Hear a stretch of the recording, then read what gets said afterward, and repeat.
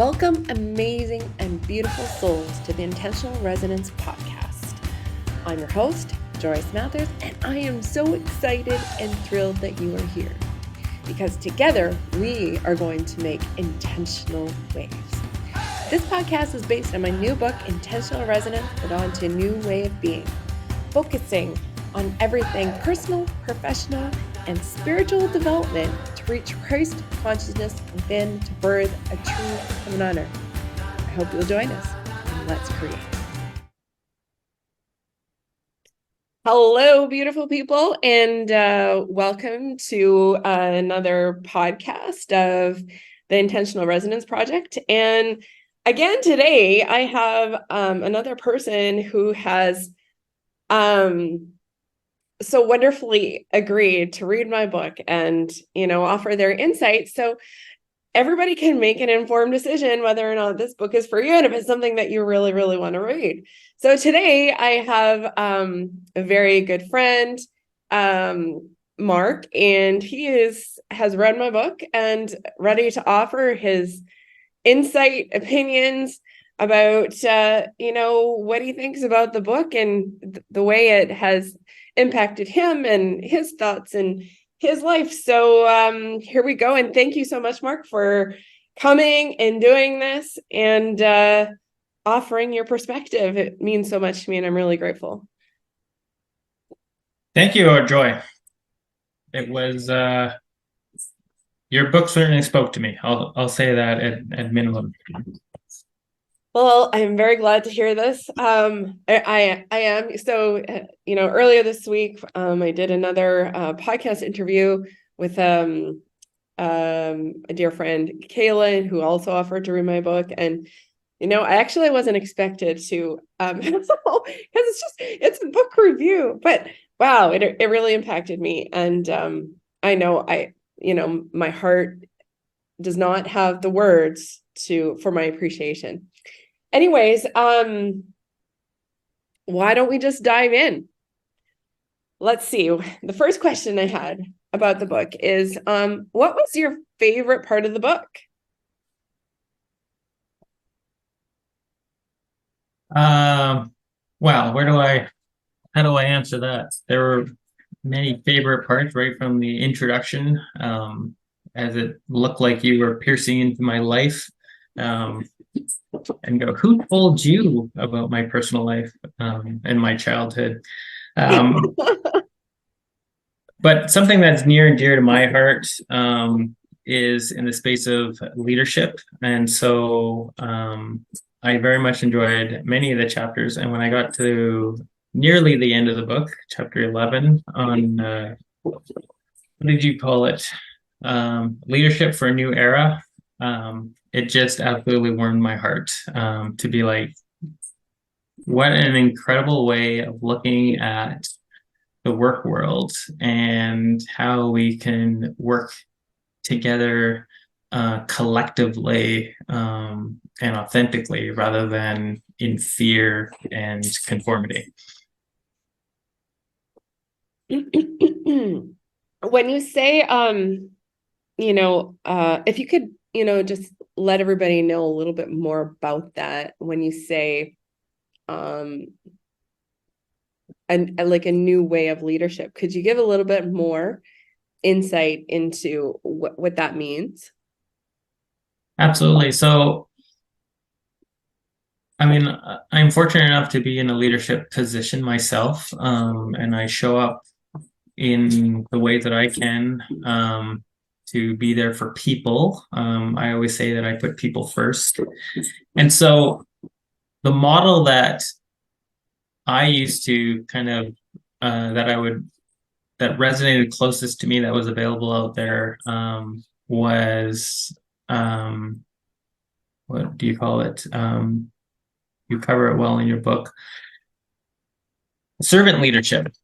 And so I always thought, okay, well, that's great that you put people first. And then as I'm reading about, this new way of that you presented about transmutational leadership, I was like, what is this? And then you do a really good job of highlighting, that conformity certainly doesn't work in our current world. I want to say, thankfully, the younger generations just don't have patience for it anymore. And we live in a world where loyalty from both employers and from employees is not really part of that equation anymore. And and so it's like, okay, well then, what I was grasping on, okay, well, the model out there, and it's a very old model. I want to say it's from 70s, 80s type model. So, it's dated. So it's like, it was very exciting for me to be like, transmutation, what is this? Right? It's this more of this collectiveness. And it really summarizes your entire book really well, in the sense that, where's the first part of that? You got to put yourself first. You need to respect yourself. And inadvertently, when you do that, you're going to respect the people around you, and you're going to allow others to be themselves and to show up as themselves. And you gave a beautiful roadmap to how that can both look and can be done. Yeah, I think, I'm not sure if I put it specifically in the book or not. Maybe I did, but oh, I must have. Basically, leadership from the inside out. That everything comes from the inside.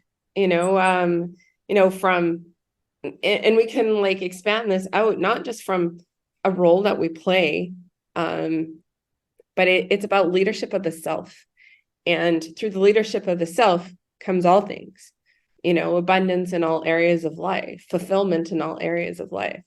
So I'm so glad that, that resonated with you, and gave you something to look forward to as far as a fresh perspective. And, now that you read it, that, you are one of the ones working in the shadows and the unseen of bringing this to life. So, thank you so much. Let's see. Let's go to the next question. From all the information in the book, what has stuck with you the most? What has stuck with me the most? That it's an inside journey, right? Like, you have to look inwards at yourself, and that we're not broken. And one event in our life, or a collective of events, does not define who we are. That we were constantly, I guess that's the beautiful thing about life. We are in a position to redefine who we are every single day. Who I was yesterday can be different than the person I am today. And I don't have to get stuck on, yeah, but that's how I was yesterday, so I have to be the same today, right? I don't have to I can embrace that I have certainly experienced trauma. Now, everyone's trauma is unique, but I can embrace it from the sense that, how can I grow and be the person that I am meant to be from those experiences? And I can share of my own self. I've had a scenario in my life where an event had happened, and I hummed and hawed about it for way too long to be like, I should have acted this way. That's how I wanted to show. So partly that event provided me an opportunity to think and look at how I want to show up in the world. Because if I hadn't had that opportunity, I wouldn't have been able to kind of reflect on, who am I and how do I want to show up? And here's the beautiful part is, many years later, it was like a reenactment of the same situation, just different setting. And it was like, it felt like deja vu in that moment, to be like, oh my God, I'm in this same situation all over again. So it felt like, here's my chance to act the way that I want to act. And I did do that. And it was hard, because it meant that I was satisfying myself and meeting my needs. And I wasn't satisfied with meeting the needs of the people around me, which would have been the easier thing to do. But instead, I did what was right for me. And my heart was glowing because of it, right? So yeah, it was, I, I a common thing I hear is like, look inwards, right? If you don't like the chaos in the world around you, go inwards. Because I have the power to create, I can be the beacon of calm in a storm. So Yeah. Yes, thank you so much for sharing that perspective, that it truly is a journey, looking inward and releasing the stories of our life that don't define us, but we define us by looking inwards, and that the stories repeat until we learn the lesson, which can only be done by looking inwards. So thank you, Marc, for sharing that perspective. It was awesome. All right, well, we'll go to the next one. Did you reread any passages? And if so, what were they? well, I reread many passages actually. There was sometimes I was on the train reading, and then my mind might have drifted. So I was like, wait a minute, I need to go back and reread this. And then I would read it again. Which passages did I reread? Uh, some ones that, well, one that I will highlight, because I am a huge fan and have such a passion for leadership. Um, and leadership from the perspective of how do you empower others around you to be their greatest self. Was the in your chapter 11 on leadership around the outcome of transmutational leadership, I had to kind of reread that again and again. And you start out with, in a roundabout way, it's an inside job. You got to start with you. And then you can, rather than us saying, well, the world needs to be this way and I need to see it this way, it's like, well, then you need to be that way first. And then you can emit this energy of, or resonance of that. And then others can be attracted and follow suit, right? So yeah. Yeah, specifically talking about that in chapter 11 is, once you've done, the work of the book from basically chapter 1 until chapter 10, that is the inner work. That is the healing work, where then you become the person in which you're able to now set yourself apart and lead others in the same type of transformation. And from that transformation, you're releasing judgment, you're releasing all the different ways and perceptions that you may have looked negatively on people before, and now seeing yourself and others as a mirror, the things that you struggled with, the things that were bringing you down, you're able to notice so easily now in others. And instead of saying that it's a problem or a weakness, you're aware of ways in which you can start to heal it, and embracing this aspect of now coaching in the same way to bring people to this inner into their own inner journey, to bring their own authentic self to the table. So yes, thank you so much for summarizing that and highlighting that was most what stood out and what you reread the most. And I'm just loving this because I just have no idea, and it's the more people that I talk to, I'm starting to find, well, there's different things that are really resonating with different people. So how grand is this? So thank you so much. All right, next question. Did reading this book impact your mood? And if yes, in what ways?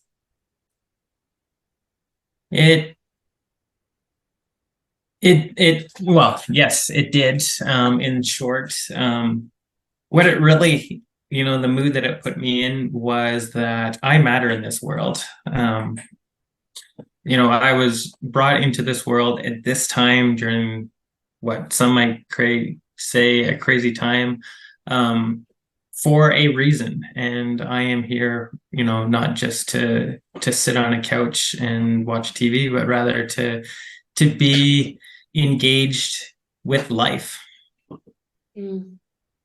And as you do that, others watch.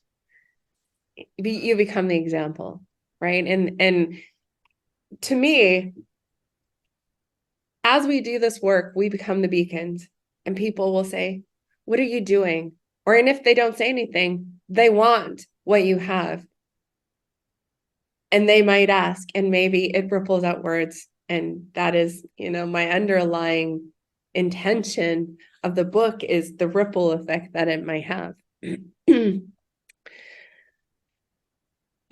right, next question. What surprised you the most about the book? What surprised me? There was many surprises, good surprises. For one, that you don't tell people what to do. This was more of a guide, but even more than a guide, I'd say that it felt like you were walking alongside me as I was on this journey. And as part of that guide, you kind of say, well, here's some questions you might want to start with. And then you even highlight, these don't have to be your questions. You create your own questions, and you can have more questions, but this is just a kind of a Kickstarter. So I guess like you guide towards, creating the igniting the fire within. And then it's like, now I am, the leader of my life, the CEO of my life, as some say it, right? And so then I need to take ownership to that. I can't blame the world around me for my situations, but rather just embrace them for what they were. To go on my journey of healing, and to that, to show up in the world to be the best version of myself.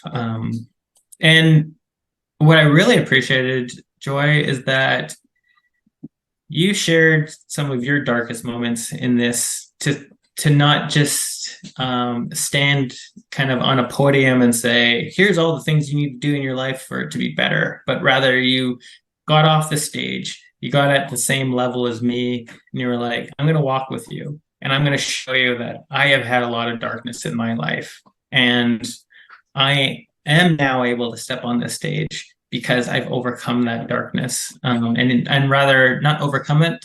I want to say, like, because you openly state that you embraced it for what it is, and you took ownership for it, which I thought was very powerful, to state that we can't become victims to the life or the situation that we've been in, but rather just to embrace it for what it is and own it, because we all had a part. We were there for that part, whether we were terrified and didn't know how to respond, or we walked away. But nonetheless, it's, I really appreciated you being open about your life and the struggles, the real struggles that you had, and how you have, you show up today as yourself because of those situations. Mm-hmm. Thank you so much. My heart expanded as you were talking, and I'm so glad. Every time I hear this, I'm so grateful, and I am so grateful of the validation that it is a guide, and that I'm only laying the groundwork for someone else to take and make their own.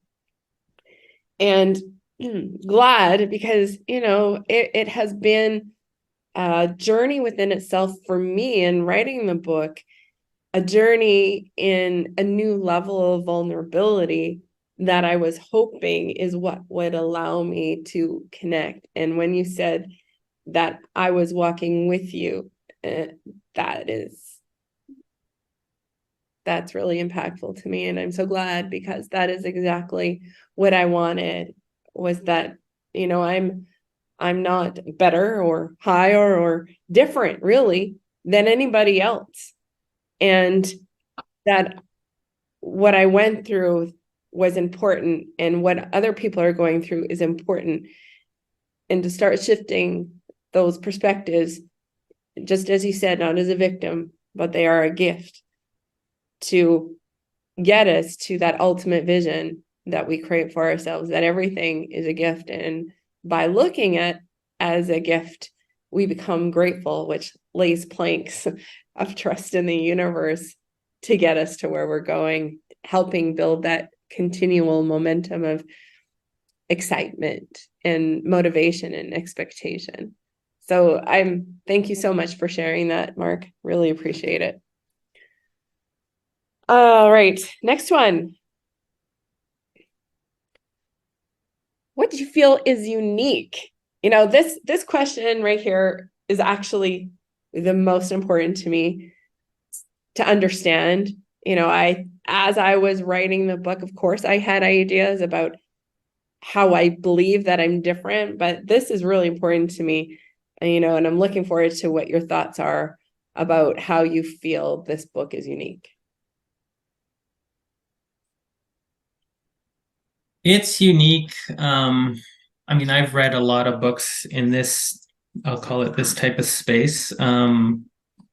Unique in many ways. For one, you bring it all together. So, I've probably read, a good 20 plus books. And so you bring all of that into your book. And just like the key stuff. So if you were coming from a place of going, I feel lost, I don't know where this is going. You bring a lot of this context of others that have spent their lives researching. And so it's like you can pick up Joy's book, read through it, and you can accumulate 20 books worth of knowledge in that one. That was for one. I really appreciated that you were vulnerable in the sense that you shared your personal stories with people. And what I've seen a lot of is folks will, at least a lot, what I've either, whether it's a podcast or a book or whatever it is people will hinge on one story. They'll have one story in their life that's what makes up their whole identity. And that will be their pivotal point for growth. And not to say that's wrong. What I really appreciated about what you did, Joy, is that you didn't just have one story. You had many stories in there. And you were just being real and honest about the situations. You admitted that you made mistakes. But the interesting thing is the mistakes that you made has led you to where you are today, right? So you haven't hinged on going, I made a mistake with, whether it's being with the wrong partner or, whatever the case may be, or the wrong employer or whatever it is. It's like you just owned it. It was a mistake and you moved on, and you walk us through how you did that. It was just refreshing. I'll say that, to be like, okay, I'm not the only one that has a messed up life that I don't share with the world, but you were willing to share with the world to say, I might look, I am certainly confident now where I stand today. But that didn't come, like, I wasn't born into this world that way. It came through lots of different experiences and a lot of very painful experiences in your life. And so, I very much admired your willingness to be as open and honest with, and it always felt like you were speaking to me. Like, that was a really, really cool part. It was very, like you would have, you would always acknowledge the reader. And I thought that was like, I wasn't just reading a book and I was a third party member. It felt like I was part of your story in a way, because we were walking alongside, sharing our pains and going, we can do this, we can get through this. So thank you.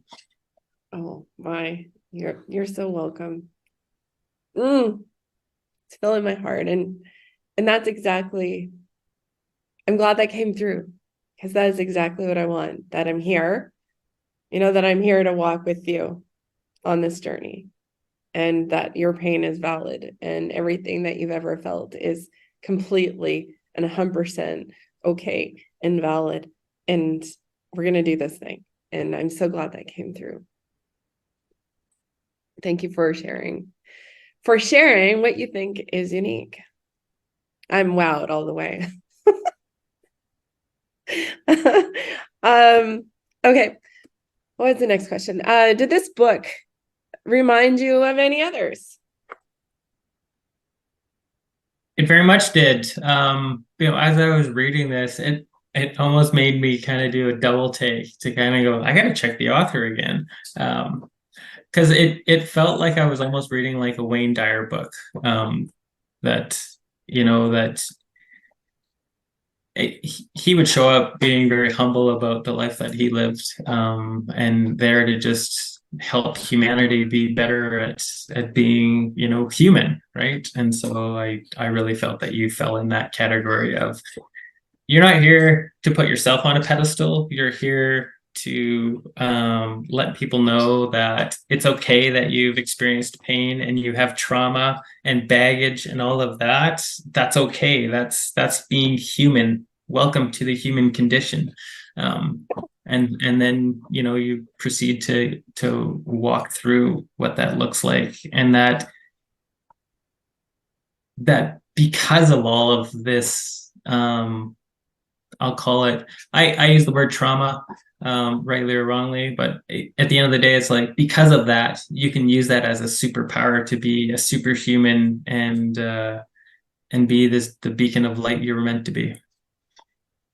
Yes, and yes, and yes, because every single thing that we face in our life is preparing us for our greatness. It is preparing us to achieve our ultimate vision. It's preparing us to be able to express our most authentic selves. And this shift in perspective, this actually is not even a shift in perspective. It is an understanding and a knowing, and that every single thing is for us. And if we can learn to shift in each single moment and release resistance to the moment and accept the learning in which been given to us, and that we are not failures in any single shape or form. None of us are failures. We are spiritual beings having a human experience on the biggest playground of learning. Life is school, and everything just gets us closer. Thank you for sharing. All right, what's the next one? Good question. In what ways did this book impact you? Do you think you'll remember it for a few months or years? Well, did it impact me? Yes. My biggest takeaway of all this, and because there was such a focus on that I am the change, and that I have the power to be change in this world. Yes. I know I name it specifically in the book, but that's exactly my hope for everyone, and how they will feel that nothing they do for themselves and their growth is insignificant, but the power that everybody holds in this walk, this journey of self-transformation, the impact is profound for the rest of humanity, and to never, ever, ever make it small, because it is much, much, much grander. Amazing. What part was most impactful to your life? Most impactful. I think you opened it up well, around judgment. So just realizing that, if I'm here on this earth for me, so that I can be better for everyone else, then it certainly is not my place to judge others. And it's like, well, then what is causing me to judge someone else? Like, that's what stops. I even did it just the other day, actually. I had kind of done that judgmental of a family member, and then I stopped and went, wait a minute, I have not lived their life.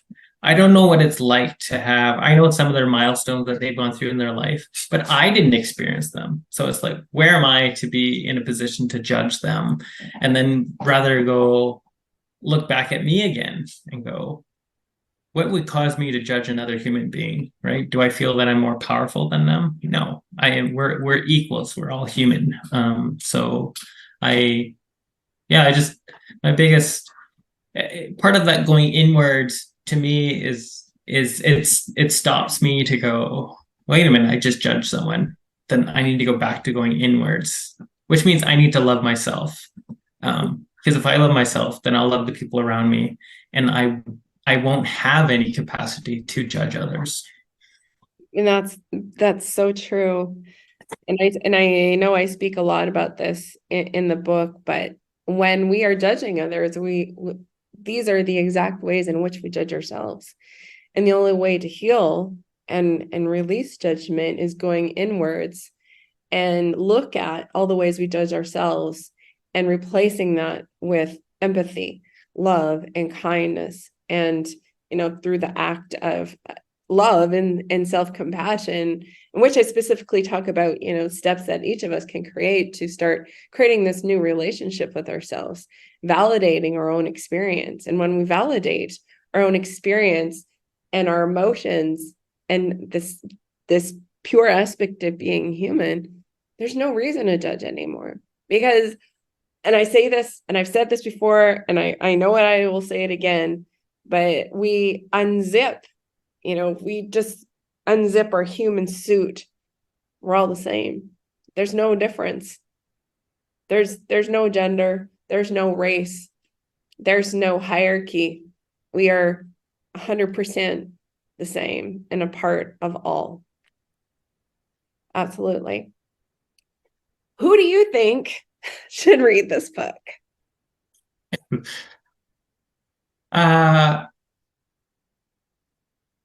Well, it's, you've designed it for all of humanity, I'll say that.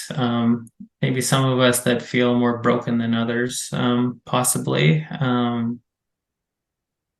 very specific person in mind, I would almost lean on one of my family members, whom we've got this relationship where I'll order books and send them, and they'll read them. And so right now, as an example, they're on this Eckhart Tolle kind of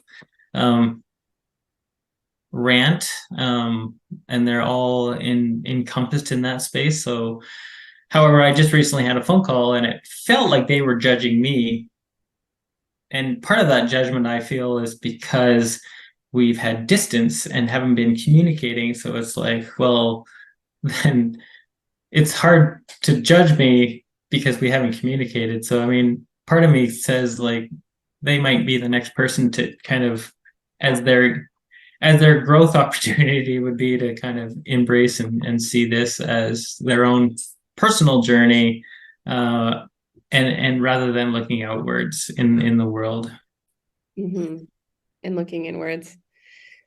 Well, Marc, I am so grateful for your time and offering your perspective and your journey through my book, and with the intention of giving insight to others and, what they can expect, and hopefully create some excitement and desire to read it, because the intention, of course, is to dawn a new way of being here on earth, and it all starts with each of us.